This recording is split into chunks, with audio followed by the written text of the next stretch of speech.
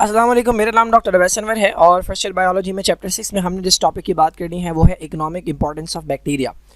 इस चैप्टर के अंदर हमने बैक्टीरिया के बहुत सारे एस्पेक्ट्स जो हैं वो देखे हैं। Now we are going to talk about कि इसकी इकोनॉमिक इंपॉर्टेंस क्या है।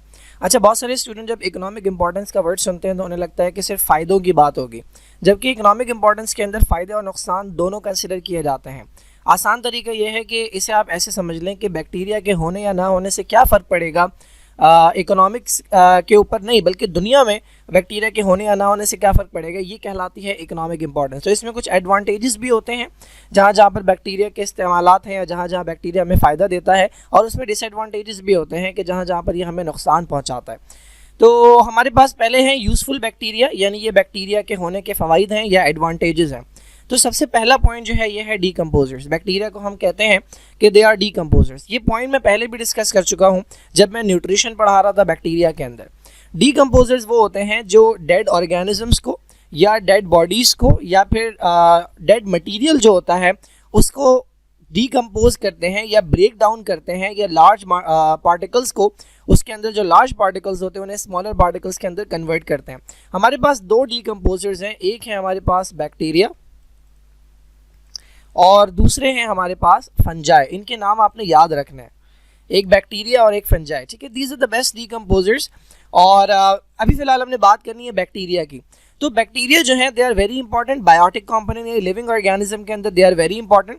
ये क्या करते हैं, डेड प्लांट्स और एनिमल की बॉडीज़ जो हैं उन्हें डीकम्पोज करते हैं। क्या मतलब, उनके अंदर जो बड़े बड़े ऑर्गेनिक कंपाउंड्स हैं उन्हें सिंपल फॉर्म के अंदर तोड़ेंगे। फॉर एग्जाम्पल प्रोटीन्स हैं उन्हें अमाइनो एसिड के अंदर तोड़ेंगे, कार्बोहाइड्रेट्स हैं उन्हें ग्लूकोज के अंदर तोड़ेंगे, और इसके अलावा कौन से simpler form, nitrates, sulphates and phosphate, different तरह के मॉलिक्यूल्स के अंदर उन्हें ब्रेक डाउन करेंगे।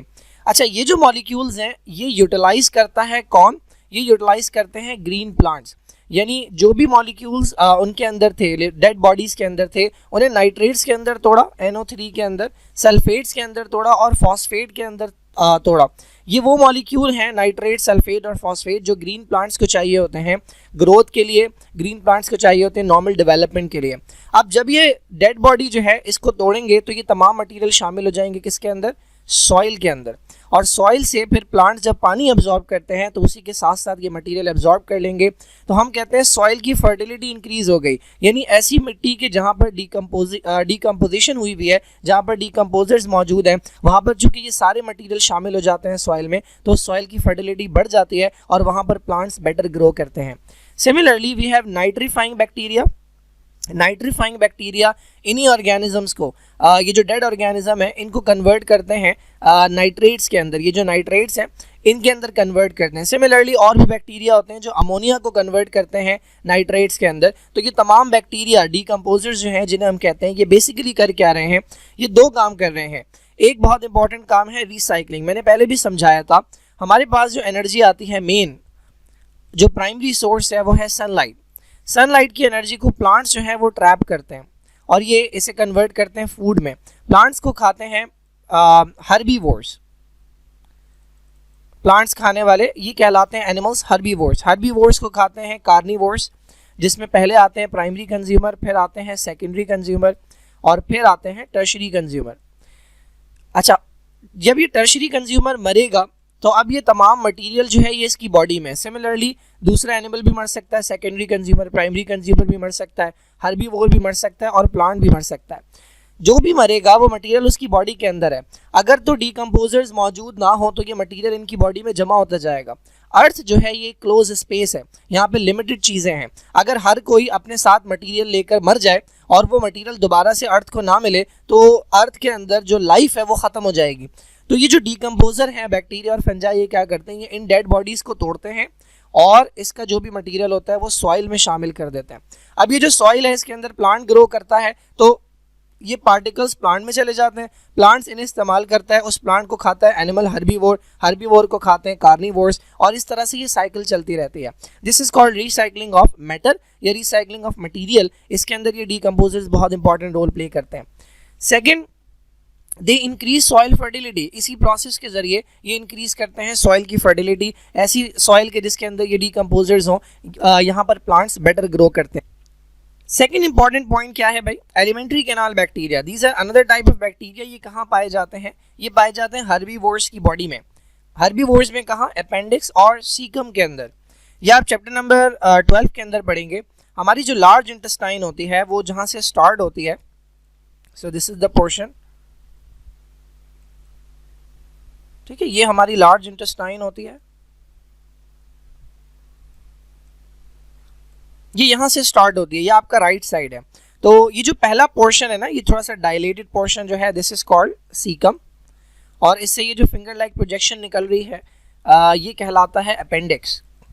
तो ये सीकम और अपेंडिक्स के अंदर ये वाले एंजाइम्स मौजूद होते हैं जिन्हें हम एलिमेंट्री कैनाल बैक्टीरिया कहते हैं। हमारे अंदर नहीं, हर्बीवोर्स के अंदर, यानी जो प्लांट्स खाते हैं, यहाँ पर ये एक एंजाइम प्रोड्यूस करते हैं जिसका नाम है सेलुलेज। सेलुलेज का मतलब है, एज आ रहा है यहाँ पे, ये एंजाइम है, ये डाइजेस्ट करता है किसे, सेलुलोज को। तो ये हेल्प करते हैं डाइजेशन ऑफ सेलुलोज के अंदर। तो हमारे पास ये एंजाइम मौजूद नहीं होता, हमारे पास ये बैक्टीरिया मौजूद नहीं होते, तो हमारे पास ये एंजाइम नहीं होता, तो इंसान जो है वो डाइजेस्ट नहीं कर सकते सेलुलोज। हमारी बॉडी के अंदर जितना भी सेलुलोज जाता है वो डाइजेस्ट नहीं होता, वो वैसा का वैसा ही फीसीज के साथ, वेस्ट मटेरियल के साथ बाहर आ जाता है। तो हम स्टार्च को तो डाइजेस्ट कर सकते हैं, हमारे पास अमाइलेज मौजूद है, लेकिन हम सेलुलोज को डाइजेस्ट नहीं कर सकते। थर्ड हमारे पास बैक्टीरिया हैं जिन्हें हम कहते हैं इंडस्ट्रियल बैक्टीरिया। इंडस्ट्रियल बैक्टीरिया क्या है भाई, सिम्बियोट्स है। सिम्बियोटिक रिलेशनशिप मैंने बताया था, एक ऐसा रिलेशनशिप होता है जिसमें दोनों को फायदा होता है। तो ये जो सिम्बियोट्स है ये हेल्प करते हैं डिफरेंट प्रोसेसेस के अंदर। ये प्रोसेस आपको डिटेल में नहीं पढ़ने, बस इसके आपको नाम पता होने चाहिए। तो टोबैको से रिलेटेड एक प्रोसेस है, राइपनिंग ऑफ टोबैको। टोबैको के जो लीव्स होते हैं उन्हें पकाने का ये प्रोसेस है। Then fermentation of sugar into alcohol, sugar से अल्कोहल बनाने का जो प्रोसेस है, फर्मेंटेशन कहते हैं एनारोबिक रेस्पिरेशन को, ये चैप्टर नंबर 11 के अंदर आएगा। राइपनिंग ऑफ चीज, चीज को पकाने का जो अमल है। रेटिंग ऑफ फाइबर्स, फाइबर्स के अंदर कोई एक प्रोसेस होगा। देन कर्डलिंग ऑफ मिल्क, दूध को जो कर्डल करने का प्रोसेस है जिसके जरिए कन्वर्ट होता है दही के अंदर। और conversion of hides into leather, hides कहते हैं एनिमल की जो स्किन होती है उससे जो चमड़ा बनाया जाता है। So there are different processes जिसके अंदर इन बैक्टीरिया को इस्तेमाल किया जाता है इंडस्ट्रियल लेवल के ऊपर। So they are known as industrial bacteria. ये अगेन एक एडवांटेज है, आपको डिटेल में जाने की जरूरत नहीं है, all you need is to remember the name of the process, कि ये प्रोसेस है कि जिसके अंदर बैक्टीरिया के इस्तेमालात हैं। Then we have another type of bacteria which is called medicinal bacteria. ये वो बैक्टीरिया हैं कि जिनसे कुछ केमिकल्स निकाले गए हैं, कुछ केमिकल्स लिए गए हैं, जिन्हें हम कहते हैं एंटीबायोटिक्स। एंटीबायोटिक्स ऐसे केमिकल होते हैं जो लिविंग ऑर्गेनिज्म प्रोड्यूस करते हैं दूसरे लिविंग ऑर्गेनिज्म को रोकने के लिए, किल करने के लिए, मारने के लिए। तो बैक्टीरिया से कुछ केमिकल्स दिए गए, इनका नाम है थायरोथाइसिन, सब्टाइलिन, इसके अलावा और भी केमिकल हैं। सिमिलरली मेडिसिनल बैक्टीरिया के अंदर राइबोफ्लेविन जो है ये एक विटामिन है, ये एक बैक्टीरिया प्रोड्यूस करता है, तो ये हमें इस बैक्टीरिया से मिलता है जिसका नाम है क्लॉस्ट्रीडियम। ये क्लॉस्ट्रीडियम एक बीमारी कॉज करता है जिसे आप कहते हैं टेटनस। टेटनस जो बीमारी है ये क्लॉस्ट्रीडियम टेटनाई एक बैक्टीरिया होता है, ये वो कॉज करता है। तो ये आपको विटामिन भी प्रोड्यूस करके देता है, इसकी एक वैरायटी होती है जो विटामिन भी प्रोड्यूस करके देती है। So these are advantages of bacteria. Then there is another advantage, there are some bacteria which are called genetically engineered bacteria. अब ये जेनेटिकली इंजीनियर्ड बैक्टीरिया क्या है, देखिए किसी भी बैक्टीरिया के डीएनए के अंदर अगर आपने कोई दूसरा डीएनए उठाकर लगा दिया तो ऐसा बैक्टीरिया कहलाएगा जेनेटिकली इंजीनियर्ड बैक्टीरिया। अगेन ये एक बैक्टीरिया है हमारे पास, ये इसके पास इसका डीएनए है और ये इसके पास इसका एक्स्ट्रा डीएनए है जिसे आप कहते हैं प्लाज्मिड। इस प्लाज्मिड के अंदर अगर मैं कोई दूसरा डीएनए उठाकर लगाऊं, फॉर एग्जाम्पल ये छोटा सा टुकड़ा मैंने इंसान का डीएनए उठाकर बैक्टीरिया में लगा दिया, now this is known as a genetically engineered bacteria. अब ये जो इंसान का डीएनए मैंने लगाया है ये जिस भी चीज़ को प्रोड्यूस करने का है, फॉर एग्जाम्पल हमारे अंदर एक हार्मोन प्रोड्यूस होता है जिसे हम कहते हैं इंसुलिन। तो अगर मैं इंसान में से इंसुलिन बनाने वाला डीएनए बैक्टीरिया में लगा दूं तो अब बैक्टीरिया मुझे इंसुलिन प्रोड्यूस करके देगा। क्या काम है इस इंसुलिन का, डायबिटीज़ के पेशेंट होते हैं जिनके अंदर इंसुलिन की कमी हो जाती है, तो जो मार्केट में इंसुलिन मिलता है ये बैक्टीरिया से बनवाया जा रहा है। ये बायोटेक्नोलॉजी एक फील्ड है जिसके अंदर एक प्रोसेस होता है रिकॉम्बिनेंट डीएनए टेक्नोलॉजी। ये सेकेंड ईयर का टॉपिक है आपका, चाहे तो आप पढ़ लें, लिस्ट के अंदर मौजूद है सेकेंड ईयर चैप्टर 9 के अंदर। तो इसके ज़रिए बहुत सारे प्रोडक्ट बनवाए जा रहे हैं, फॉर एग्जाम्पल इंसुलिन बनवाया जा रहा है डायबिटीज़ के लिए, और एक हमारे पास हार्मोन होता है ग्रोथ हार्मोन जो कि हमारी फिजिकल ग्रोथ के लिए ज़रूरी होता है। ये जिन बच्चों के अंदर कम होता है उनका कद छोटा रह जाता है, ये कंडीशन कहलाती है डॉर्फिज्म।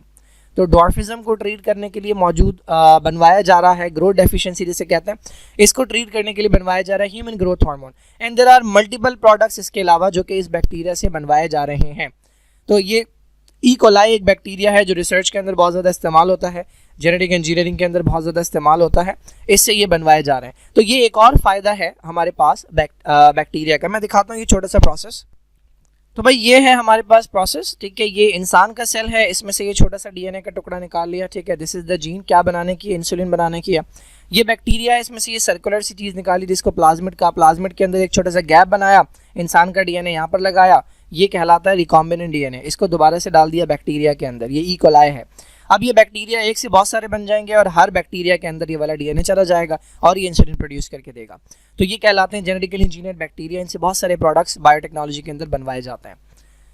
Now let's talk about the harmful bacteria. हमने कहा था कि भाई इकोनॉमिक इंपॉर्टेंस के अंदर दोनों चीज़ें आती हैं, एडवांटेजेस भी आते हैं, डिसएडवांटेजेस भी। Now let's talk about the disadvantages. तो फर्स्ट पे हमारे पास पैथोजेनिक बैक्टीरिया। पैथोजेनिक का मतलब होता है डिजीज कॉजिंग। ये तमाम वो बैक्टीरिया हैं जो हमारे अंदर डिजीजेस कॉज करते हैं। So there is a great variety of diseases जो कि बैक्टीरिया से प्रोड्यूस होती है, इंसानों के अंदर भी, प्लांट्स के अंदर भी और एनिमल्स के अंदर भी। तो थोड़ी बहुत डिजीजेस यहाँ पर डिस्कस की हुई हैं। तो इन्हें हम इनविजिबल एनिमीज़ भी कह सकते हैं। वैसे तो इनविजिबल एनिमीज़ और भी हैं, वायरसेस भी आ जाते हैं इनविजिबल एनिमीज़ के अंदर, वायरॉइड्स भी आ जाते हैं, प्रियॉन्स भी आ जाते हैं। तो बहुत सारे इनविजिबल एनिमीज़ हैं, but bacteria is one of them.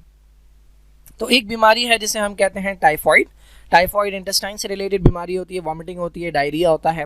इसके अलावा एक बीमारी है टेटनस, जिसके बारे में मैंने अभी बताया था।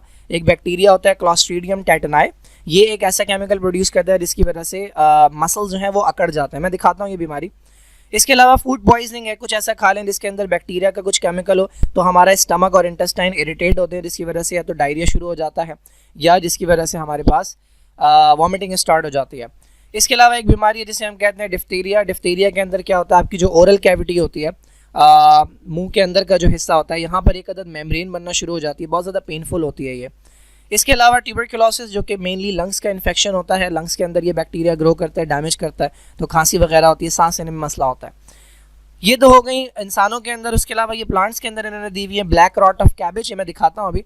देखिए ओवरऑल होगा क्या, जो भी खाने पीने की चीज़ है, जो भी प्लांट का पार्ट है वो सड़ जाएगा, ख़राब हो जाएगा। तो a disease is known as black rot of cabbage. इसके अलावा सिट्रस कैंकर, सिट्रस फ्रूट्स में होता है। Fire blight of pear and apple, apple और पेयर के अंदर धब्बे पड़ जाते हैं। And there is one disease called ring rot of potato. ये सारी मैं दिखाता हूँ अभी। The last point is food spoilage. एक तो बैक्टीरिया इंसानों को ख़राब कर रहे हैं, एनिमल्स को ख़राब कर रहे हैं। दूसरा ये जो हमारी खाने पीने की चीज़ें होती हैं, चूँकि इनको डीकम्पोजिशन आती है, चूँकि ये मॉलिक्यूल्स को ब्रेक कर देते हैं, ऑर्गेनिक मॉलिक्यूल को सिंपल मॉलिक्यूल में तोड़ सकते हैं, तो जो फूड पार्टिकल्स होते हैं, जो फूड हमारी होती है, उसके ऊपर ये ग्रो कर जाते हैं और इसे ख़राब कर देते हैं। तो जो भी खाने पीने की चीज़ें जब आप बाहर रखते हैं या सेफली नहीं रखते तो बैक्टीरिया उनके ऊपर ग्रो करते हैं, फंगस भी ग्रो करता है, बैक्टीरिया भी ग्रो करता है और उसे कम्प्लीटली ये डिकम्पोज कर देते हैं, ख़राब कर देते हैं, सड़ा देते हैं और वो खाने लायक नहीं रहती। तो मैं ज़रा डिजीज़ दिखा दूँ आपको। तो भाई ये हमारे पास टेटनस है। टेटनस का आप शॉट भी लगवाते हैं जब आपको कोई इंजरी हो जाती है, रोड ट्रैफिक एक्सीडेंट जब होता है तो आप जाके एक ATS लगवाते हैं, एंटी टेटनस सीरम लगवाते हैं, ताकि आपको ये टेटनस वाली बीमारी ना हो जाए। इसके अंदर जो है वो मसल्स अकड़ जाते हैं और कई बार ऐसी हालत भी हो जाती है। ये जो कर्व आपको नज़र आ रहा है ये, इसके अलावा लॉक जॉ हो जाता है, जो आपका जबड़ा है वो अकड़ जाता है। इसके अलावा रेस्पिरेटरी मसल्स जो हैं वो भी अकड़ सकते हैं, जिसकी वजह से सांस लेने में जो है वो प्रॉब्लम हो सकती है। Then we have this disease called diphtheria. ये अगर आपको नज़र आ रहा हो, अंदर पूरी की पूरी एक मेम्ब्रेन बनी हुई है, ठीक है। ये एक बैक्टीरिया से होता है जिसे कोराइनी बैक्टीरियम डिफ्थीरिया कहते हैं। बहुत पेनफुल ये मेम्ब्रेन होती है। Then this is tuberculosis, lungs का इन्फेक्शन है, ठीक है। लंग्स के अंदर जो है वो डैमेज होता है, जिसकी वजह से कफ वगैरह है, सांस लेने में मसला होता है। Then we have typhoid. Typhoid के अंदर रैश भी आ सकता है, बॉडी के ऊपर धब्बे भी आ सकते हैं। इसके अलावा वॉमिटिंग होती है, डायरिया होता है, पेन होता है, बुखार होता है। Then this is the plant disease which is called black rot of cabbage. इसके अंदर अगर आप देखें तो ये आपको रॉट होता हुआ, सड़ता हुआ नज़र आ रहा है। ये जो आपको निशान नज़र आ रहा है कैबेज के ऊपर, ये सड़ता हुआ, इसके लीव्स के ऊपर जो निशान है, तो ये ब्लैक रॉट ऑफ कैबेज कहलाता है। ये एक बैक्टीरिया से होता है, ज़ेंथोमोनास कहलाता है वो। Then this is called ring rot of potato. ये आलू के अंदर पूरा एक रिंग बना हुआ है, ख़राब हुआ हुआ है, ये सड़ रहा है अंदर से। Then this is citrus canker. Citrus fruits के ऊपर इस तरह के धब्बे आ जाते हैं, खाने लायक नहीं रहता, ख़राब हो जाता है। And this is called fire blight of Apple and pair. Fire blight इसे इसलिए कहते हैं क्योंकि अगर आप इसके लीव्स देखेंगे तो ऐसा लगता है कि पूरे जल गए हैं।